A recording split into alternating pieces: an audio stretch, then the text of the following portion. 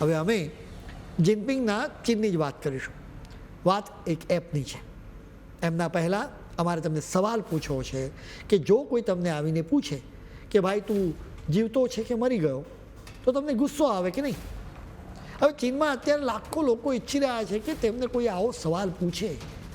એટલે જ તો ચીનમાં અત્યારે એક એપ વાયરલ થઈ રહી છે જેનું નામ છે આર યુ ડેડ. સમજવું જરૂરી છે કે આ એપ કેવી રીતે કામ કરી રહી છે.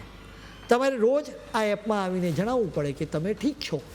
જો તમે સતત અમુક દિવસ સુધી એપમાં હાજરી ન પુરાવો તો આ એપ સમજી જશે કે કંઈક તો ગરબડ છે. એપ તરત જ તમારા ફેમિલી કે મિત્રોને મેસેજ કરી દેશે કે ભાઈ આ વ્યક્તિ કોઈ પ્રોબ્લેમમાં લાગે છે, એટલે જરા જઈને તપાસ કરો. હવે તમને નવો સવાલ થાય કે ભાઈ આવી એપની જરૂર શું પડે? ચીનમાં અત્યારે એકલા રહેવાનું ચલણ ખૂબ વધી રહ્યું છે. ઘણા લોકો એવા છે કે જેમના પરિવાર દૂર દૂર રહે છે. એવા પણ લોકો છે કે જેમનો કોઈ પરિવાર જ નથી.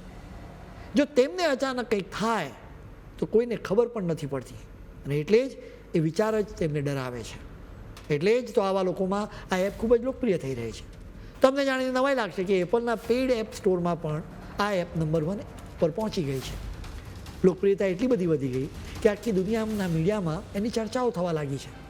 એટલા ડાઉનલોડ્સ વધ્યા કે ડેવલપર્સ એની સબસ્ક્રિપ્શન ફી પણ નાખી છે. હવે આપણે ભારતની વાત કરીએ. ભારત હંમેશાથી સંયુક્ત પરિવારના કલ્ચર માટે જાણીતું રહ્યું.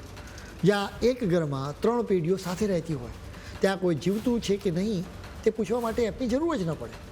ત્યાં તો સવારે ચા પીધી કે નહીં એની પણ આખા ઘરને ખબર હોય. જોકે હવે સ્થિતિ બદલાઈ રહી છે. આજના સમયમાં નોકરી અને ભણવા માટે યુવાનો મોટા શહેરો જઈ રહ્યા છે. વતનમાં માતા પિતા એકલા રહી જાય છે. ઘણા કિસ્સાઓમાં વૃદ્ધો મહિનાઓ સુધી એકલા રહેતા હોય છે. એટલે જ આ એપ કદાચ ભારતમાં એકલા રહેતા લોકો માટે પણ ઉપયોગી સાબિત થઈ શકે છે. આ બધા વચ્ચે એક સમાજ તરીકે આ એક ચેતવણી છે કે આપણે એકબીજાથી કેટલા દૂર થઈ ગયા છીએ.